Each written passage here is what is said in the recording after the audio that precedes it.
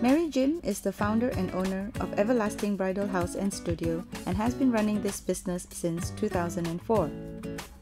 Mary began this as a mobile business in wedding planning and as a beauty therapist while being attached with local private companies.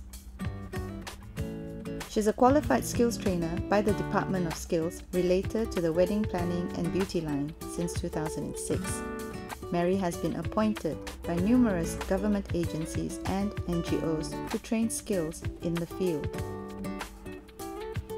Everlasting Bridal House and Studio participates in SMEs activities with many organizations such as SME Corp, MITI, MIDA, and other women's organizations. With her experiences, Mary spread her wings to open a registered skills training center called EBHS Academy in 2008, and her center is registered and appointed to run government skill programs and public programs as well. In February 2011, Mary was awarded by the Department of Skills Malaysia as Pakar Industri Negara and registered in Directory Pakar Industri Negara DIPIN in the sector of cosmetology and pharmaceutical. Hi Mary, thank you for being here today. Thank you. Mary, what does women empowerment mean to you? Woman empowerment to me means to be a woman of substance. She's wanita berwibawa.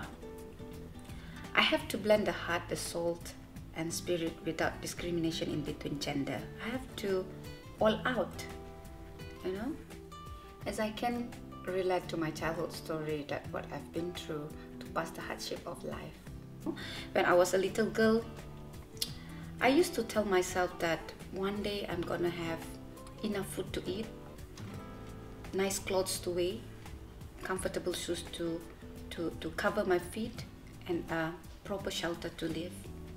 Yeah, I took all the weaknesses in me as the strength to move on, and I never regret to experience those. And everything happened in my life, I planted in my heart, my soul and spirit. And then I keep on says that I would like to fix life better for myself, for my family, for my friends, and for community.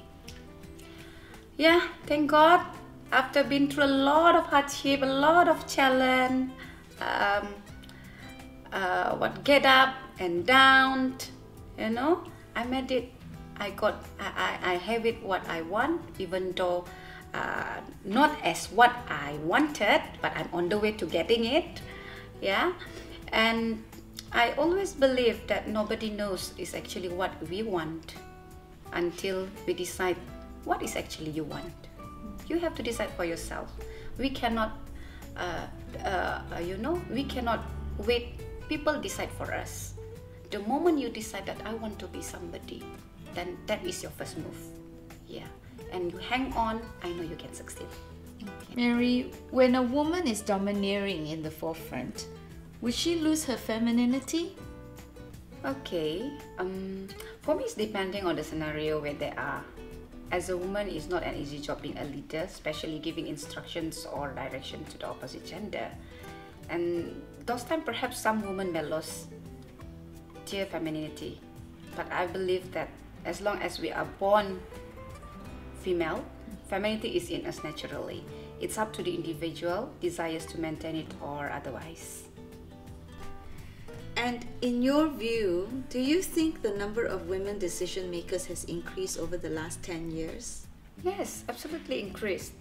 By looking at this statistic of IPTA, right, participation, that 65% are female and 60% are working women in both in the private sectors and the civil service. And 60% are women in business. These statistics were announced by the Deputy Ministers of Human Resources, Dr. Mazna Mazlan, recently during her visit in Sabah. In fact, our Ministers of Finance also headed by a woman. With this statistic, it shows that the number of women making decisions has increased. And how would today's working woman achieve empowerment? Through training, retraining, in-house courses? Please comment. Okay, Women can be empowered in many areas, as I can share that empowerment depends on where they are and what they need. As a working woman, the three elements of training, retraining, and in-house courses are tremendously need to empower the workforce to upgrade knowledge, skills, and competency, which will bring excellent working presentation. Through training, we have the guidelines how to work. Retraining, we are moving to another level of job scope. And in-house training, for us to be more knowledgeable and multitasking kind of person. Mary, what are 3 tips that you would like to stress on for women in the marketplace? Firstly, we must adapt positive things happen in our mind. Stay open to whatever opinion or advice given to us and change the way we think to achieve what we dream. Secondly, coach yourself to make real change in your life. Don't limit the knowledge and skills in you. Never let our mind to conquer our heart, because sincerity is always decided by our heart. Thirdly, take the weaknesses and use our strength to move on. Never underestimate yourself. Don't let feeling overcome our desire. Do research on whatever task assigned.